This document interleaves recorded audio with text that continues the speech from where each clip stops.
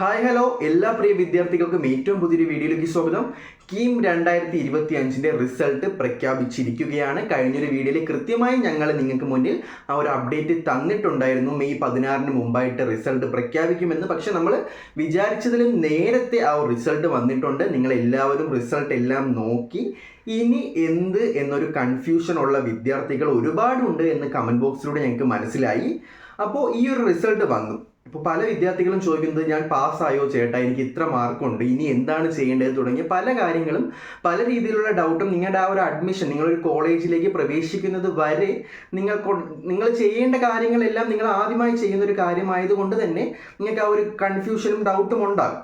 അപ്പോൾ ഫസ്റ്റ്ലി പറയാനുള്ളത്, നിങ്ങളുടെ CEEയുടെ വെബ്സൈറ്റിൽ ക്ലിയർ ആയിട്ട് പറഞ്ഞിട്ടുണ്ട്, മിനിമം 10 മാർക്കെങ്കിലും ലഭിച്ചിട്ടുള്ള വിദ്യാർത്ഥികൾ കീം 2025 എക്സാമിനേഷൻ പാസ്സായിരിക്കുകയാണ്. നിങ്ങൾക്ക് 600-നായിരുന്നു എക്സാം, ഫിസിക്സ് കെമിസ്ട്രി മാത്സ് എല്ലാം കൂടെ ചേർത്ത് 600-ന്റെ എക്സാമിന് 10 മാർക്ക് വന്ന ഒരു വിദ്യാർത്ഥി പരീക്ഷ വിജയിച്ചു.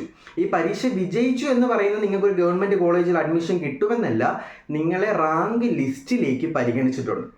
ഇത് SC/STയുടെ കാര്യത്തിലേക്ക് വരുമ്പോൾ അതിൽ മാറ്റമുണ്ട്. SC/ST വിദ്യാർത്ഥികൾക്ക് ഇങ്ങനെ 10 മാർക്ക് എന്ന മിനിമം മാർക്ക് വരുന്നില്ല. ഏതെങ്കിലും ഒരു ക്വസ്റ്റ്യനെങ്കിലും അറ്റൻഡ് ചെയ്തിട്ടുണ്ടെങ്കിൽ നിങ്ങളെയും റാങ്ക് ലിസ്റ്റിലേക്ക് പരിഗണിക്കും. അപ്പോൾ കഴിഞ്ഞൊരു വീഡിയോയിൽ കൃത്യമായി പറഞ്ഞിട്ടുണ്ട്, ഞങ്ങൾക്ക് കിട്ടിയ വിവരം അനുസരിച്ച് ഏകദേശം 97,000 വിദ്യാർത്ഥികളായിരുന്നു ഈ ഒരു കീമിൻ്റെ എൻട്രൻസ് എക്സാമിനേഷന് രജിസ്റ്റർ ചെയ്തിട്ടുള്ളത്. അതിൽ ഏകദേശം ഒരു 80,000 വിദ്യാർത്ഥികൾ മാത്രമേ ഈ ഒരു പരീക്ഷ അറ്റൻഡ് ചെയ്തിട്ടുള്ളൂ. ഈ 80,000 വിദ്യാർത്ഥികളിലും 10 മാർക്ക് എന്ന് പറയുന്ന ബേസിക് മിനിമം മാർക്ക് കിട്ടാത്ത 20,000-ഓളം വിദ്യാർത്ഥികൾ വന്നിട്ടുണ്ട്. അപ്പോൾ ബാക്കി വരുന്ന ഏകദേശം 60,000 വിദ്യാർത്ഥികൾ ഉൾപ്പെടുത്തിയിട്ടായിരിക്കും ഈ ഒരു കീമിൻ്റെ എക്സാമിൻ്റെ റിസൾട്ടിൻ്റെ റാങ്ക് ലിസ്റ്റ് പ്രഖ്യാപിക്കുക. 60,000-ഓളം റാങ്ക്, അതല്ലെങ്കിൽ 60,000-ഓളം വിദ്യാർത്ഥികളെ ആ ഒരു ക്രൈറ്റീരിയ അനുസരിച്ച് ഡിവൈഡ് ചെയ്തായിട്ടായിരിക്കും നമ്മുടെ റാങ്ക് ലിസ്റ്റ് ഒഫീഷ്യലി പ്രഖ്യാപിക്കുക. ഇനി നിങ്ങൾക്ക് നിങ്ങളുടെ ഈ ഒരു കിട്ടിയിരിക്കുന്ന മാർക്ക് അനുസരിച്ച് ഗവൺമെൻറ് കോളേജുകൾ അഡ്മിഷൻ കിട്ടുമോ, അല്ലെങ്കിൽ നിങ്ങൾ പ്രൈവറ്റ് നോക്കണമേ എന്ന കാര്യങ്ങൾ നമുക്ക് കൃത്യമായി അറിയണമെങ്കിൽ നമ്മുടെ എന്ത് വരണം, +2ൻ്റെ റിസൾട്ട് കൂടി വരണം. ചിലപ്പോൾ പല വിദ്യാർത്ഥികൾക്കും എക്സ്പെക്റ്റ് ചെയ്ത മാർക്ക് ഈ ഒരു കീമിൽ കിട്ടിയിട്ടുണ്ടാവും. ഇനി നമുക്ക് കിട്ടേണ്ടത് നമ്മുടെ +2ൻ്റെ സ്കോറാണ്. +2ൻ്റെ സ്കോർ കിട്ടിയതിന് ശേഷം നമ്മുടെ ആ ഒരു കീമിൻ്റെ സൈറ്റ് പോർട്ടൽ ഓപ്പൺ ആവുകയും ആ ഓപ്പണായ സൈറ്റ് വഴി നിങ്ങൾക്ക് ആ ഒരു +2 മാർക്ക് എൻട്രി ചെയ്ത് കൊടുക്കാനുള്ള ഒരു സമയം, ഒരു 2 ആഴ്ച 3 ആഴ്ചയോളം സമയം നിങ്ങൾക്ക് അതിന് കിട്ടും. അതോടൊപ്പം തന്നെ നിങ്ങൾക്ക് അപ്ലോഡ് ചെയ്യേണ്ട സർട്ടിഫിക്കറ്റ് എല്ലാം വെരിഫൈഡ് ചെയ്ത് കഴിഞ്ഞു. ഇനി ഏതെങ്കിലും പ്രൊഫൈൽ വെരിഫിക്കേഷൻ്റെ ഭാഗമായി അപ്ലോഡ് ചെയ്യേണ്ട സർട്ടിഫിക്കറ്റ് ഉണ്ടെങ്കിൽ അതും വിദ്യാർത്ഥികൾക്ക് അപ്ലോഡ് ചെയ്ത് കൊടുക്കാവുന്നതാണ്. അപ്പോൾ ഇനി വരുന്ന നമ്മുടെ കീമിൻ്റെ ഇപ്പോഴത്തെ മാർക്കും വരുന്ന +2ൻ്റെ മാർക്കും കൂടെ കമ്പൈൻ ചെയ്ത് 50-50 എന്ന രീതിയിൽ എടുത്തതിന് ശേഷമാണ് എന്ത് ചെയ്യുന്നത്, നമ്മുടെ റാങ്ക് കാൽക്കുലേറ്റ് ചെയ്യുന്നത്.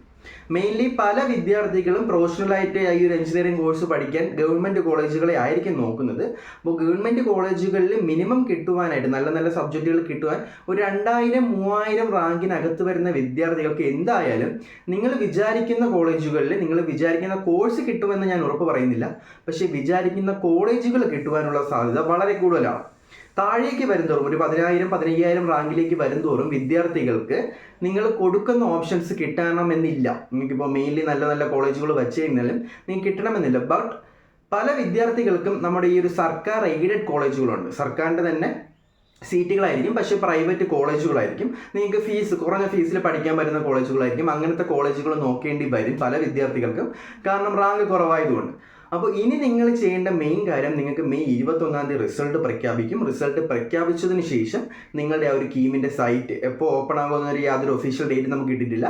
ആ ഒരു കാൻഡിഡേറ്റ് പോർട്ടൽ ഓപ്പൺ ആയതിനു ശേഷം നിങ്ങളുടെ ആ ഒരു +2 സ്കോർ അവിടെ അപ്ലോഡ് ചെയ്ത് കൊടുക്കുക.